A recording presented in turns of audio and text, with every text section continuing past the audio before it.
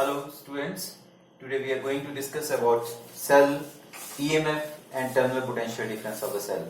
So first of all we know that what is cell. आज तक आपने कई बार सुना होगा सेल सेल आप करते होंगे, बट है क्या चीज ये सेल? देखिए इट ये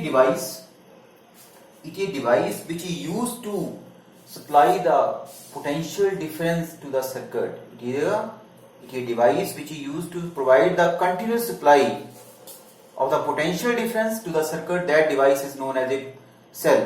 ठीक है? And here is another device. And how to represent the cell? Cell हमारे पास कैसे बनता है बेटे? सेल हमारे पास बनता है with a combination of two electrodes, electrolytes.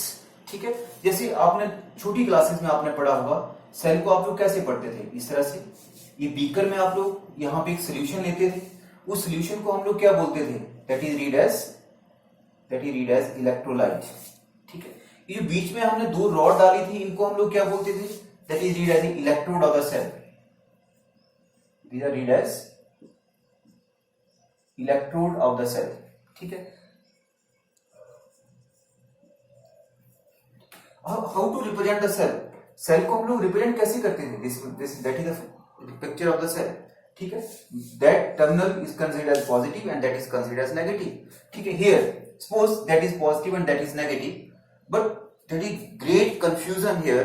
ठीक है, outside the cell we measure the direction of current is this one, from positive to negative, but inside the cell measure the direction of current from negative terminal to the positive terminal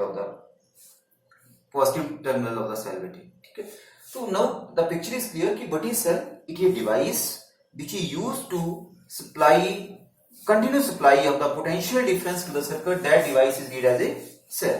ठीक है, and that is representation of the cells. ठीक है, और cell में हमारे पास है क्या क्या? Electrodes, electrolyte. ठीक है, एंड ये जो हमारे पास जो हमने दो रॉड बीच में डाले हैं that is electrode of the cell. ठीक है, अब हमारे पास यहां पे टर्म निकल के आता है that is EMF of the cell. No, what is EMF and terminal potential difference? That term is also provide a great confusion to the students. ठीक है, सम स्टूडेंट्स थिंक अबाउट कि that is a EMF full form of EMF that is electromotive force. That is electromotive force. So some students think about that is a force, but it is not a force. So students, here is no need to confuse कि that is a force. It is a potential difference. It is a potential difference. And another term मैंने यहाँ पे लिखा है terminal potential difference. EMF as well as terminal potential difference both are considered as a potential difference. EMF हमारे पास कब होगा? जैसे suppose आप लोग मार्केट से कोई सेल लेके आए. ठीक है, दैट इज इंटरनल रेजिस्टेंस हमने यहाँ पे रिप्रेजेंट कर दिया और ये हमारे यहाँ पे एक्सटर्नल रेजिस्टेंस पे. अब मैंने यहाँ पे ये स्विच लगा दिया, ये स्विच मैंने लगा दिया. ठीक है, ये स्विच हमें क्या रिप्रेजेंट? ये स्विच, अगर ये स्विच ओपन है it means we are not withdrawing any current from the cell. अगर इस स्विच को हम लोग क्लोज कर देते हैं it means supply will start. ठीक है, तो आपके पास what is EMF? It is a potential difference across the terminals of the cell when no current withdraw from the cell and at the time when switch is closed. जब ये switch open है तो हम लोग यहां से circuit के बीच में सेल पड़ा है नहीं पड़ा है कोई मैटर ही नहीं है बेटे. ठीक है, हम वहां से कोई भी करंट विथड्रॉ कर ही नहीं रहे हैं. अगर हम कोई भी करंट वहां से विथड्रॉ नहीं कर रहे हैं it means that is considered as EMF of the cell. ठीक है, सेकेंड टाइम अनदर, जब हमने स्विच को क्लोज कर दिया it mean circuit is complete. तो हमारे पास क्या आ गया? अब आपके पास करंट की सप्लाई स्टार्ट होगी. जब करंट की सप्लाई स्टार्ट होगी it means we are withdrawing the current from the cell. It means that is considered as terminal potential difference of the cell. अब हम लोग ईएमएफ को किससे रिप्रेजेंट करते हैं? ई के साथ, दैट इज ईएमएफ. और टर्मिनल पोटेंशियल डिफरेंस को हम लोग किससे डिनोट करते हैं? बी के साथ. इन द सर्किट हम लोग इस टर्मिनल्स का यूज करेंगे बेटे. तो आज आप लोग इस कंफ्यूजन से दूर हो जाएंगे कि EMF electromotive force, it is not a force, it is a potential difference. Is it clear? ठीक है, ओके. तो हम लोग आगे मूव करते हैं बेटे. सी,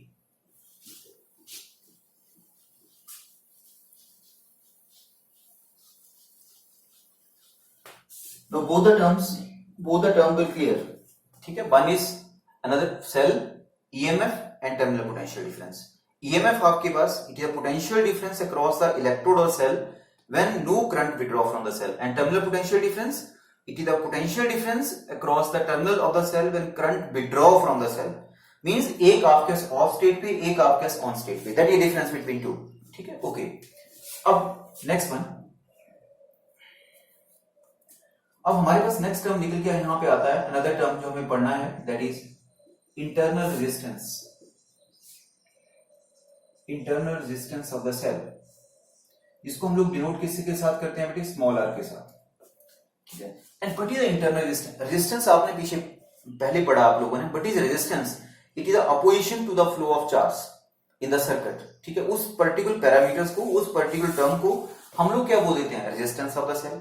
यहां पे आपके पास internal resistance of the cell, it mean resistance term से हमारे पास क्लियर है कि दैट प्रोवाइड द अपोजिशन। ठीक है, it means oppose the flow of charge. ठीक है, तो यहां पे internal resistance of the cell हमारे पास क्या है, see it is resistance provide by the electrolyte as well as electrode of the cell.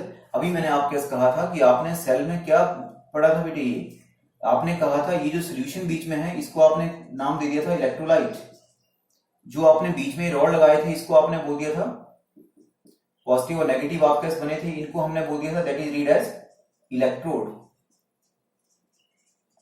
Electrode of the cell.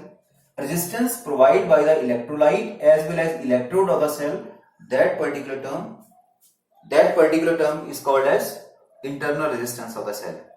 It is resistance provided by the electrolyte as well as electrode of the cell, that term is considered as internal resistance of the cell. देखो बेटे, जैसे हम लोग market से cell लेके आते हैं, आपने देखा कभी हम use the remote cells, so many types of cells बेटे। ठीक है, सो आपके पास स्टार्टिंग में आप लेके आएंगे, वो बहुत बढ़िया काम करेगा। आपने सपोज आपने टॉर्च में सेल डाल दिए, सेल तो आपके पास इन लाइट आपने स्विच ऑन किया टॉर्च का, intensity is very high, but with the passage of time जैसे जैसे आप उस सेल का यूज करते चले जा रहे हैं, उस सेल का आप यूज करते चले जा रहे हैं, आपने देखा कि जो लाइट की इंटेंसिटी थी, बल्ब भी वही है, सेल भी बीच में वही पड़े हैं, टॉर्च भी पड़ी है, बट टॉर्च भी वही है, बट आपने देखा intensity going to reduce. Why it is reduce? Because with the passage of time internal resistance will increase. ठीक है, जब इंटरनल रेजिस्टेंस हमारे पास बढ़ जाएगा बेटे, तो हमारे पास क्या होगा, opposition to the flow of charge will increase. अगर हमारे पास opposition to the flow of charge will increase, it means rate of flow of charge will decrease. Rate of flow of charge will decrease, it means the value of current going to reduce. अगर current हमारे पास reduce हो रहा है तो हमारे पास क्या है, intensity is also going to reduce बेटे। ठीक है, सो हमारे पास इंटरनल रेजिस्टेंस, अभी इंटरनल रेजिस्टेंस किस किस फैक्टर के ऊपर डिपेंड करता है बेटे? सी in internal resistance of the cell, it depends upon concentration of the electrolyte, concentration of electrolyte। अगर आप लोग यहां पे कंसंट्रेशन मान लिया एक ही, आपने एक ही सोल्यूशन लिया, may be here is sulphuric acid, may be here is copper sulphate, कोई भी आपने ले रखा है। ठीक है, आप अगर एक बार आप सल्फ्यूरिक एसिड ले रहे हैं, ठीक है, उसकी कंसंट्रेशन और है, दूसरी बार आप ले रहे हैं उसकी कंसंट्रेशन और है, तो हमारे पास इट मींस उसकी इंटरनल रेजिस्टेंस भी और होगी। ठीक है, ये बात क्लियर होगी। सेकेंड, आपके पास area of the rod, area of the immersed portion of the rod, area जो आपने डिप किया है। ठीक है, कितना पोर्शन आपने यहां पे डिप किया, अगर आप ज्यादा डिप करेंगे तो आपके पास क्या होगा, इंटरनल रेजिस्टेंस विल इंक्रीज, कम होगा तो इंटरनल रेजिस्टेंस विल डिक्रीज। ठीक है, अनदर वन, आपके पास डिस्टेंस इन इलेक्ट्रोड के बीच का डिस्टेंस बेटे, इसको मैंने स्मॉल डी के साथ यहां पे डिनोट कर दिया। ठीक है, जो एरिया है इसके साथ इंटरनल रेजिस्टेंस कैसे है बेटे, इनवर्सली प्रोपोर्शनल। जो आपके पास another factor is internal resistance, अगर हमारे पास ये इलेक्ट्रोड के बीच का डिफरेंस को हम लोग, इलेक्ट्रोड ये जो दो रॉड हमने बीच में लगाए हैं, इसके बीच के डिफरेंस को अगर हम लोग इंक्रीज करेंगे तो हमारे पास क्या होगा, internal resistance of the cell will also increase। ठीक है, अगर हमारे पास यहाँ पे we are going to increase the temperature, अगर टेम्परेचर आपके पास बढ़ता है, हीट यहाँ पे बढ़ जाता है, तो हमारे पास internal resistance cell will decrease. ठीक है, ओके, तो आपने देखा इंटरनल रेजिस्टेंस किस किस पैरामीटर के ऊपर डिपेंड कर रहा है, it depends upon the concentration of electrolyte, ऊपर से हमारे पास area of the immersed portion of the rod. ठीक है, थर्ड हमारे पास क्या है बेटे, थर्ड हमारे पास that is resistance means distance, internal resistance also depends upon the distance between the electrodes. तो आई होप आपको इंटरनल रेजिस्टेंस क्लियर हुआ. इंटरनल रेजिस्टेंस क्या था बेटे को मैं फिर I am going to repeat. Internal resistance of cell क्या है? It is defined as the resistance offered by the electrolyte as well as electrode of the cell. उसको हमने क्या बोल दिया? That particular parameter is used as internal resistance of the cell बेटे. ठीक है. किस किस के ऊपर डिपेंड करता है? कंसंट्रेशन ऑफ इलेक्ट्रोलाइट्स के ऊपर, area of the image portion of the rod, ठीक है, डिस्टेंस बिटवीन द इलेक्ट्रोड्स. ठीक है. ओके. अब आपने एक टर्म यहां पे पढ़ा था ईएमएफ. अब मैं ईएमएफ को यहां पे कंपेयर कर रहा हूं. ईएमएफ आपने कहा था it is a potential difference across the electrode of cell when no current withdraw from the cell. ठीक है. उसको आपने नाम दे दिया था, उसको आपने बोल दिया था that is read as EMF of the cell. ठीक है. EMF of cell it is independent of the concentration of the electrolyte of the cell, area of the portion of the image portion of the rod, ठीक है, distance between the electrode, that does not depend. ये depend ही नहीं करता. और ये internal resistance जो है इन parameters के ऊपर डिपेंड करता है. ठीक है. तो आप लोगों ने थोड़ा इस चीज में कंफ्यूज नहीं होना बेटे. ठीक है. ओके. ये प्रोसीड.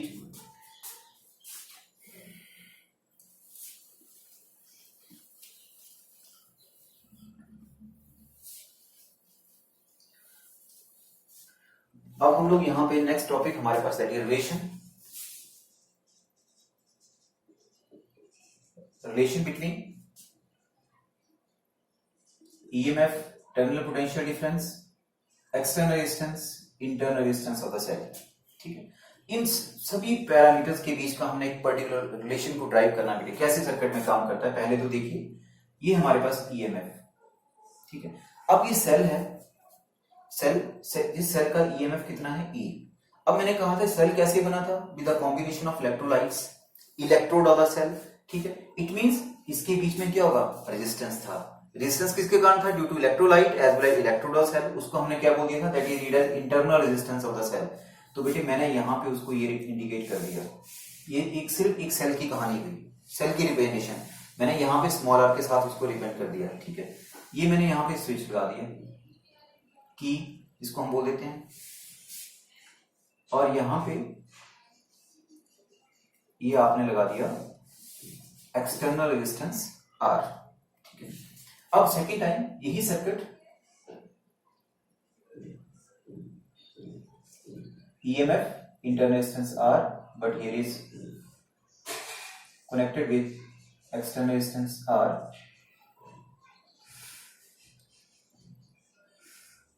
बट मैंने ये जो की था इसको मैंने क्लोज कर दिया बेटे. Check it. यहां पे की मेरे पास ओपन पड़ा है, यहां मैंने इसको क्लोज कर दिया. ठीक है. Close means on, open means of. ठीक है.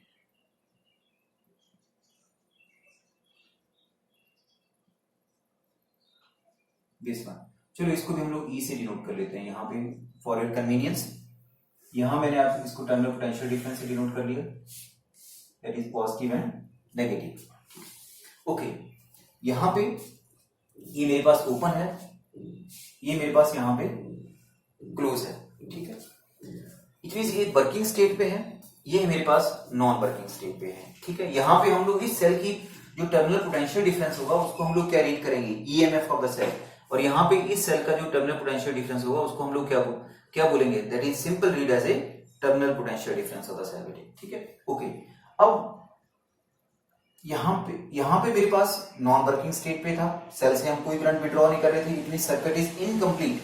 तो यहां पे सर्किट इज कंप्लीट. ठीक है.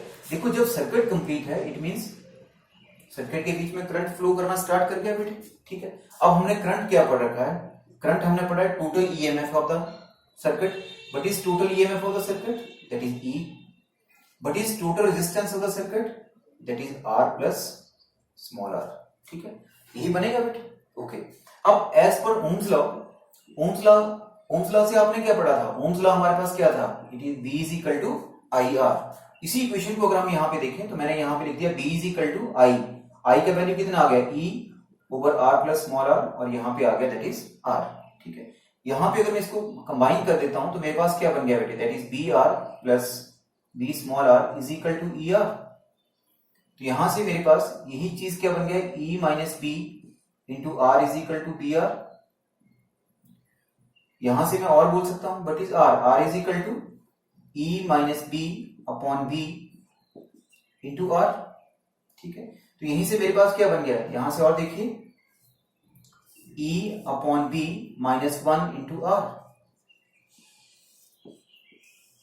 इन this way we are going to calculate the internal resistance. But एक रिलेशन जो हमें यहां पे देखना है, आपने कहा B is equal to I R. ठीक है, अब ठीक है, इस तरह से आपने इंटरनल रेजिस्टेंस निकाल दिया, बट यहां से अगर आप इस रिलेशन के ऊपर दोबारा आ जाएं, आप लोग यहां से क्या बोल सकते हैं बेटे, देखो B is equal to I R plus I into small r, capital R for external resistance and small r for internal resistance of the cell. ठीक है, इसी इक्वेशन से आपने ये चीज लिख दी यहां पे। अब आई आर की जगह हम लोग क्या लिख सकते हैं, ओम्स लॉ से, that is equal to terminal potential difference of the cell. तो आपके पास बन गया E is equal to B plus I R. तो मैं यहां से बोल सकता हूं what is B, B is equal to E minus I R. तो मैं यहां से, अब देखो टर्मिनल पोटेंशियल डिफरेंस क्या है, ईएमएफ माइनस समथिंग। ठीक है, इट मींस जो पोटेंशियल ड्रॉप कहां पे हो रहा है, अक्रॉस द इंटरनल रेजिस्टेंस, जो पोटेंशियल ड्रॉप यहां पे हो रहा है उतना हमारे पास ईएमएफ में से वैल्यू डिक्रीज हो रहा है। ठीक है, तो हमारे पास क्या बोल सकते हैं, terminal potential difference is less than the EMF of the cell. यहां पे बोला जा सकता है terminal potential difference less than the EMF of cell. आप लोग शायद मेरी इस बात से सेटिस्फाई होंगे। ठीक है, इस रिलेशन से मैंने यहाँ पे इंटरनल रेजिस्टेंस को कैसे लिखेंगे उस चीज को कैलकुलेट हो गया हमारे पास, सिंपल। देखो आपने यहाँ पे करंट की वैल्यू को रखा, फिर आपने इस बात को यहाँ पे सॉल्व किया, फिर यहां से आपके पास E minus B into R is equal to B R. ठीक है, यहां से हमारे पास R is equal to E minus B upon B R. तो हमारे पास ये रिलेशन, ये इक्वेशन नंबर 1 लिख देता हूं मैं, इसको इक्वेशन नंबर 2 लिख देता हूं। दोनों रिलेशन आपके सामने हो गए। ठीक है, इफ अगर सपोज अगर मैं यहाँ पे ये वाली बात ले लेता कि जैसे ओपन था तो हमारे पास no current withdraw from the cell. अगर करंट यहाँ पे जीरो था, suppose if current is equal to zero, इस इक्वेशन को अगर इस वैल्यू को इक्वेशन नंबर 1 में रखें तो हमारे पास क्या बन गया, B is equal to E, terminal potential difference is equal to EMF of the cell. तो हमें यहां से क्या क्लियर हुआ, अगर हम लोग यहां से कोई भी करंट विड्रॉ नहीं कर रहे हैं तो उस वक्त ईएमएफ और टर्मिनल पोटेंशियल डिफरेंस क्या है, सेम। अगर हम यहां से करंट विड्रॉ कर रहे हैं उस वक्त क्या है, terminal potential difference less than the EMF of the cell. I hope ये बात मेरी आपको समझ आई होगी बेटी। ठीक है, इज इट ओके? ओके, ठीक है। अब इंटरनल रेजिस्टेंस कैसे कैलकुलेट करना है वो बात भी आपको क्लियर हो गया। अब देखो जो आपका ईएमएफ ऑफ सेल है that does not depends upon the external resistance of the cell. ठीक है, बट टर्मिनल पोटेंशियल डिफरेंस, जब आप लोग सर्किट को कंप्लीट कर रहे हैं, सर्किट में करंट फ्लो कर रहा है, तो आपका terminal potential is dependent of the external resistance, but EMF is independent of the external resistance. ठीक है, देखो मैं ग्राफिकली इस चीज को रिप्रेजेंट करता हूं बेटे।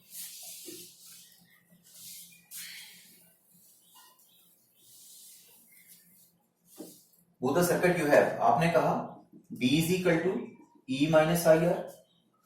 दूसरा आपने यहां पे लिखा internal resistance is equal to E upon B minus 1 into R. दोनों बातें आपके पास आ गई। ठीक है, अब अगर सपोज आपको बोला जाए कि draw the graph between EMF of the cell and external resistance of cell. ठीक, आप कैसे ड्रॉ करेंगे? देखिए आपके पास क्या, आपको पता है कि ईएमएफ जो है that is independent of external resistance. अब मेरे यहां पे मैं वैल्यू 10 ओम लगा देता हूं, यहां पे मैं 20 ओम लगाता हूं, मेरे पास सर्किट इनकम्प्लीट है।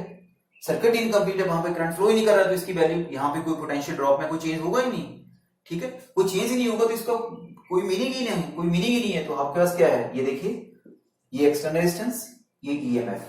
ठीक है, अगर कोई चेंज नहीं है, आप लोग एक्सटर्नल रेजिस्टेंस की वैल्यू को बढ़ाते जा रहे हैं, there is no change in the EMF of the cell. ठीक है, तो ग्राफ इज दिस फिट। ठीक है, अब सेकंड टाइम अगर आपको बुलाया जाए कि draw the graph between terminal potential difference and external resistance of the circuit. ठीक है, तो आप लोग कैसे इस चीज को कैलकुलेट करेंगे, देखिए that is very interesting. B और आर के बीच में आपने ग्राफ देखा, ई और आर के बीच में ग्राफ देखा, अब आप बी और आर के बीच में देखेंगे। आप इस रिलेशन पे दोबारा आ जाइए, ये मैं सिंपल ले लेता हूं, B is equal to I R, ये पढ़ा आपने। यहां पे आपने कहा but is EMF, E over R plus R, और ये क्या बन गया? ठीक है, इस तरह से आपने लिख दिया। यहां पे हमारे पास बन गया है ई आर, मैंने यहां पे आर कॉमन ले लिया, that is 1 plus R upon R, R से आर चला गया। मैं इसको क्या लिख सकता हूं, B is equal to E over 1 plus R upon are.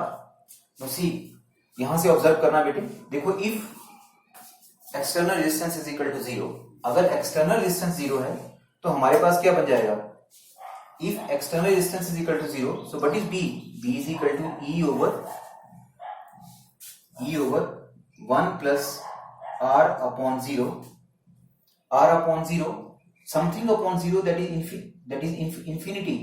Infinity means 1 plus infinity, it means e upon infinity, it means that is equal to 0. तो हमारे पास क्या निकला वैल्यू, अगर r 0 है तो b भी आपका क्या है, 0.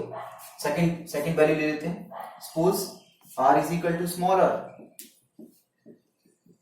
इस चीज को ले लेते हैं, तो आपके पास what is b, b is equal to e over 1 plus r over r, ठीक है, it means that is e by 2. अगर सेकंड वैल्यू हमने हमारे पास क्या है, if r is equal to small r, then what is b, b is equal to e by 2. Third ले लेते हैं, थर्ड केस यहीं पे देखिए, अगर suppose third case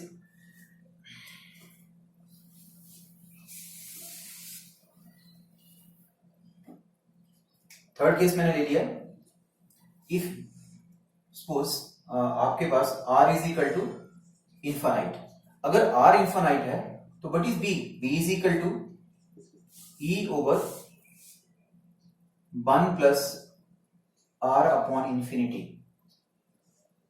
r upon infinity it means e upon something upon infinity that is 0, 1 plus 0, so आपके पास क्या आ गया, e. देखो आपने डिफरेंट वैल्यूज को देखा, r 0 है तो b भी 0 है, अगर r स्मॉल r है तो b is equal to e by 2 है, अगर आपके पास हमारे पास r इन्फानाइट है तो आपके पास b किसके बराबर है, b is equal to e.